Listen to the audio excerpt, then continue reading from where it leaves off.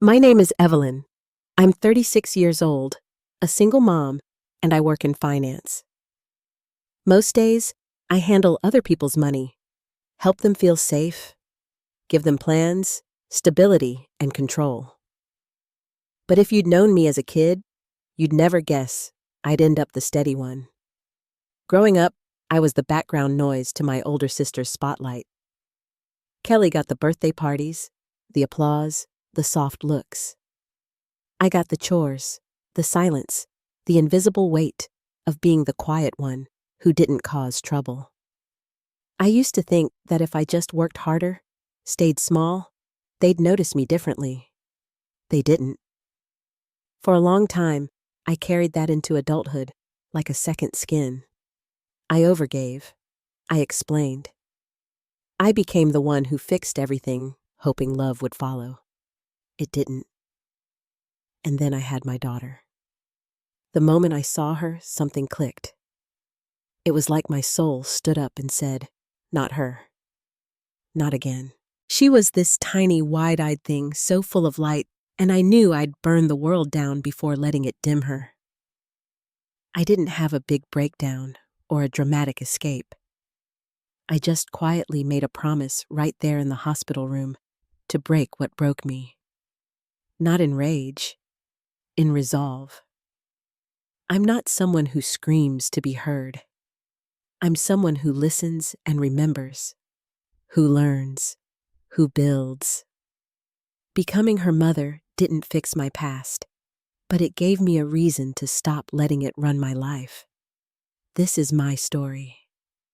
Not of revenge, not even of anger. Just a woman who finally understood that the most radical thing you can do for the next generation is refuse to repeat what hurt you.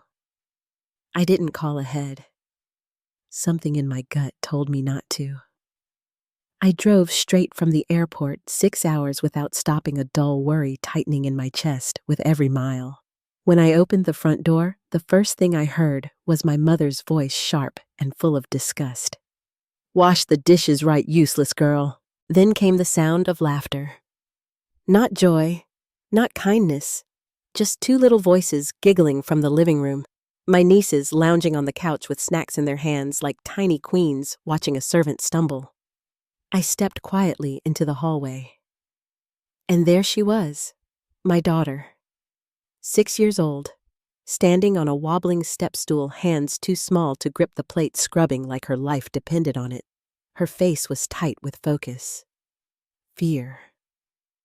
Her shoulders braced every time my mother's voice snapped behind her. She didn't see me. She was too busy trying not to be wrong. My sister's girls didn't move, didn't offer help. One of them pointed and laughed when the dish clattered in the sink. My sister Kelly barely looked up from her phone, sipping something cold, her legs stretched across the ottoman like it was her kingdom. No one thought this was strange. No one thought this was cruel. Except me. I couldn't speak. Not right away. My mouth was dry, my hands frozen at my sides. It was like watching my own childhood play out again, only smaller, more fragile. I wanted to scream, to grab my daughter and run, to shake them all and ask what kind of people treat a child like this. But I didn't do any of that. I just watched. 1 heartbeat, 2, and something inside me shifted, clicked, hardened. I looked at my daughter's trembling back, and I made a promise, one fiercer than any scream could carry. This would be the last day she'd ever feel like she had to earn her place in this world. When I was growing up, everything in our house had an unspoken rule. Kelly came first. Her needs, her mistakes, her spotlight. If she broke a plate, it was an accident. If I did, it was carelessness. If she cried, she was sensitive. If I cried, I was dramatic. No one said it outright, but it was always there, threaded through birthdays, holidays, even the way we sat at the dinner table. They called it tradition. Kelly was the older one, the example. I was the helper, the quiet one. It wasn't abuse, they'd say, just structure. But when your name is always the one left off the cake, when your victories are background noise and your failures are spotlighted, something inside you starts to shift. I learned early not to take up space. That kind of neglect doesn't leave bruises. It leaves questions that echo in your chest for years. Am I just hard to love? Did I not try enough? It seeps into how you work, how you parent, how you let people treat you. And worst of all, it makes you think silence is safer than standing up. That day in the kitchen, watching my daughter scrub dishes while Kelly's kids laughed, it was like time folded in on itself.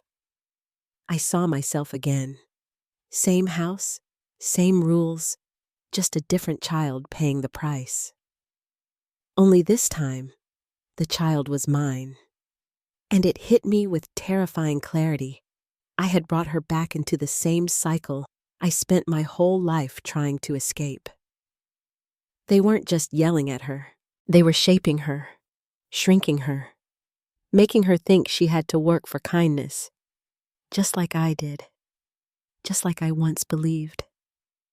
I had always hoped it wouldn't come to this, that maybe they'd change with time, soften with age. But they hadn't. They just found a smaller target, a gentler spirit to mold. And I realized then if I didn't say, stop, no one would. If I didn't act now, she'd grow up learning the same awful lesson I did. That love is earned through obedience. That silence is the price for peace. That some people matter more. Not my daughter. Not again. Not while I'm still breathing. I didn't slam the door. I didn't shout or demand an apology. I walked out the same way I came in. Quiet. Measured. With my daughter's small backpack slung over one shoulder and a different kind of weight pressed into my chest. The air outside was cooler than I expected. I stood for a moment on the porch, listening to the faint echo of my mother's voice, barking more orders, the casual hum of my sister's kids still laughing inside. Nothing had changed in that house. Nothing would. Not unless I changed first. I got into my car and shut the door gently, pulled out my phone, and scrolled to a number I hadn't used in months. My loan officer, James. I'd worked with him for years. He was the only one who knew the full story. How I had quietly taken over the mortgage after my dad's stroke. How Clara said she'd pay me back. How I kept paying even after they forgot. When he picked up, I didn't explain. I didn't stall. I just said I needed to end the automatic payments. Effective immediately. There was a pause, the kind that carried surprise but not judgment. He said he understood. I thanked him. Then I ended the call and sat there still. No fireworks, no satisfaction. Just a deep, steady stillness inside me. Like I had finally taken my hand off a wound I didn't know I'd been pressing down on for years. This wasn't revenge. It was released. They had made a throne out of that house and passed judgment from it like royalty. But it wasn't a home. Not for me. Not for my daughter. I could have confronted them. Could have marched back in and screamed every memory they made me swallow. But I'd learned something more powerful than yelling. You don't need to raise your voice to draw a boundary. You just have to mean it. 3 days after I stopped the payments, the calls started. First it was my mother. Her voice was tight rehearsed, trying too hard to sound calm. She asked if I'd heard anything from the bank. Said they got a notice, must be some mistake. I said it wasn't.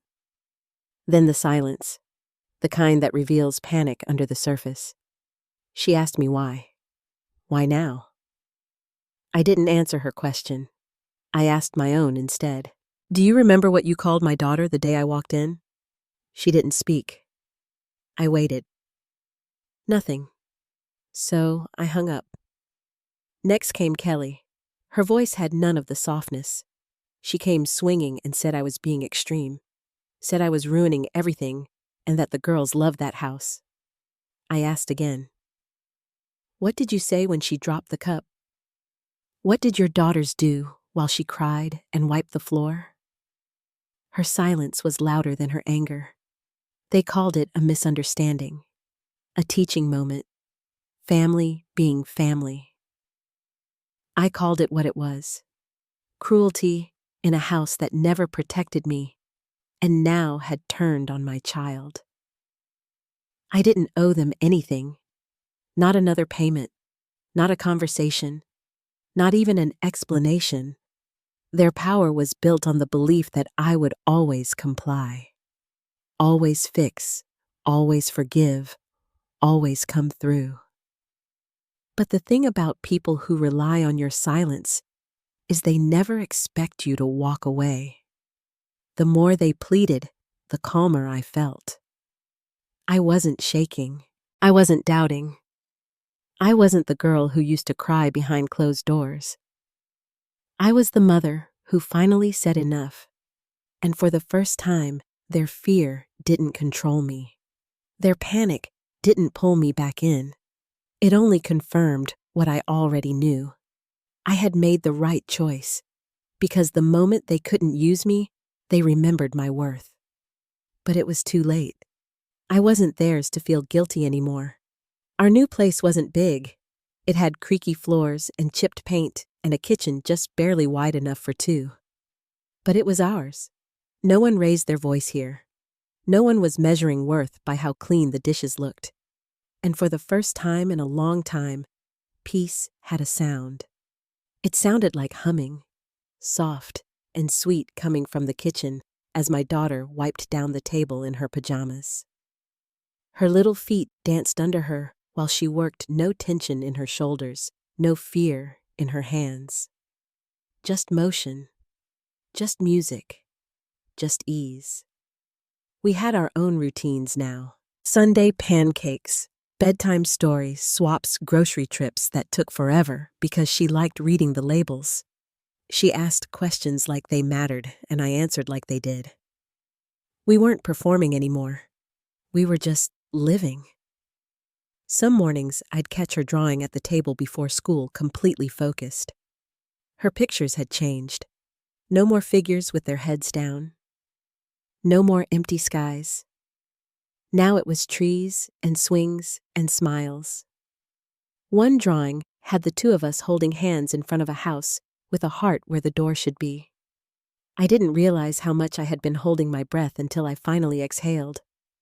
There was no more second-guessing my voice or tiptoeing around someone else's mood. I didn't have to defend our happiness. I didn't have to earn it. I just had to choose it.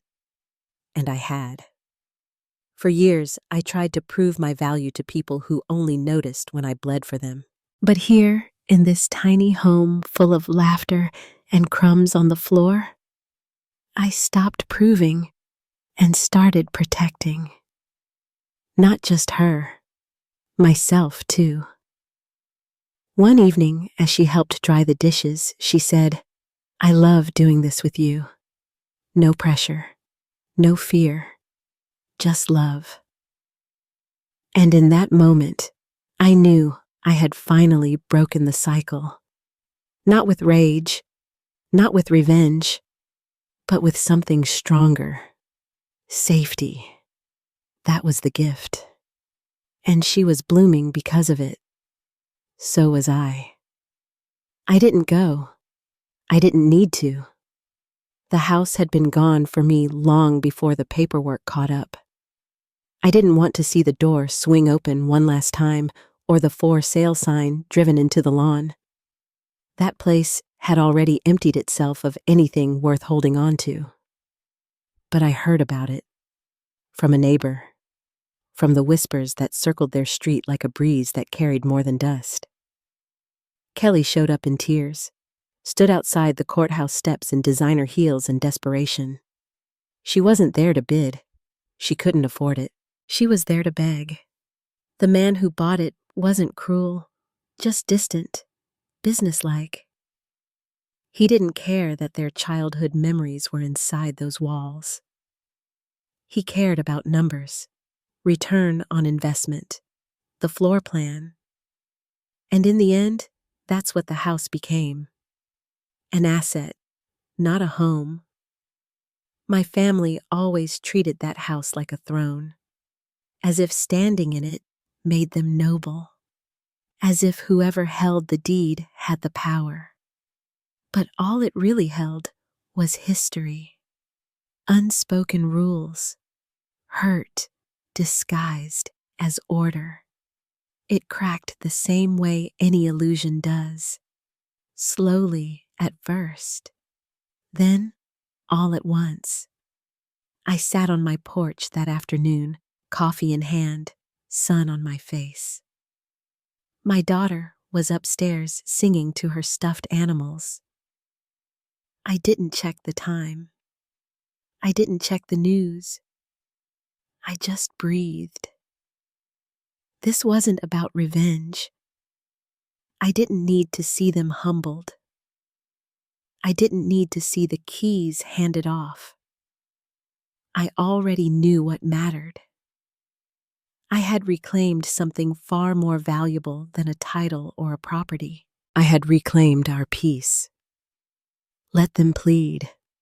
Let them hold on to the past like it still had power. I had already let go. And in doing so, I got everything they never gave me. A clean break, and the silence that finally felt like freedom. It was 2 lines. That's all she sent. She's not one of us. Maybe she takes after her father. I read it twice, not because I didn't understand, but because I did. Completely. The final blow wasn't loud. It didn't scream. It whispered the truth I had been avoiding my whole life. They never saw her as family. They barely saw me. What they saw were roles, utilities, people who served a purpose. And when we stopped being useful, we stopped belonging. That message wasn't a slip. It was a confession. My hands shook for a moment, not from sadness, but from clarity. It was like someone flipped a switch in a dark room I had been sitting in for too long. There it was, the truth.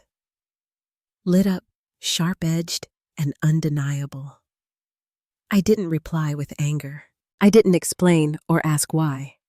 I opened my contacts, blocked every number, deleted every thread, email, photo, any digital ghost that might pull me back. I wasn't drawing a line. I was erasing the map. They thought they could break me with guilt. That eventually I'd miss the noise enough to come crawling back. But what they didn't know was that the day I watched them humiliate my daughter, something inside me went still. Then it turned to steel.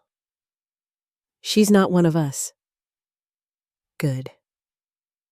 Because if being one of them means growing up believing your worth is negotiable, your voice irrelevant, then no, she isn't. And she never will be. That message didn't hurt me. It freed me. It made my next step easy. Final. I wasn't protecting her from chaos. I was protecting her from inheritance. From legacy dressed as loyalty. From love that came with conditions. They lost more than a house. They lost access. And not because I hate them, but because I finally love her enough to let them go. Completely. Forever. The streamers weren't perfect. The cake leaned a little too far to the left, and the balloons kept slipping off the tape.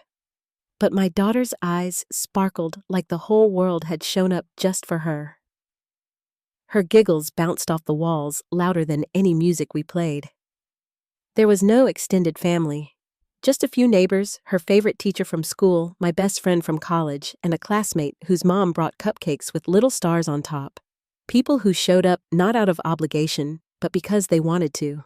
People who saw her, not just the version they wished she'd be. She tore through presents with a kind of joy I hadn't seen before. No glances for approval, no fear of making a mess. Just her, pure and bright.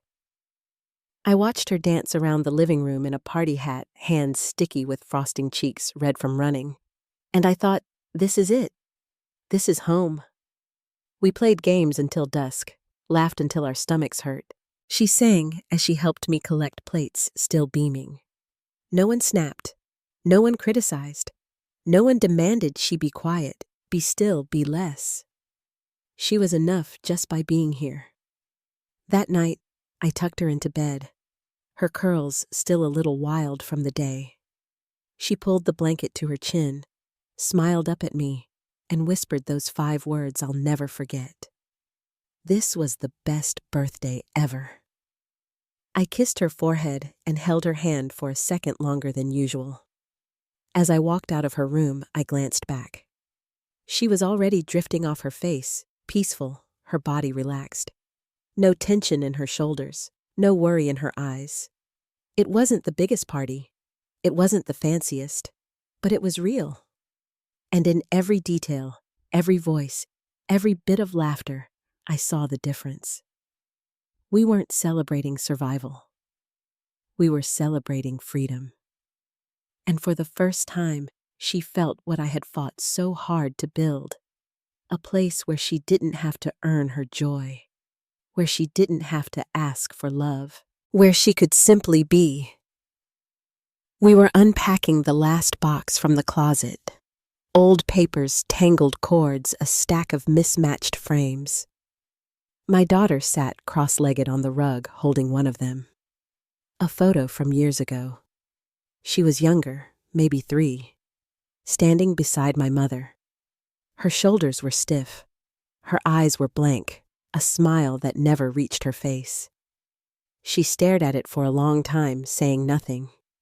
I didn't rush her. I waited.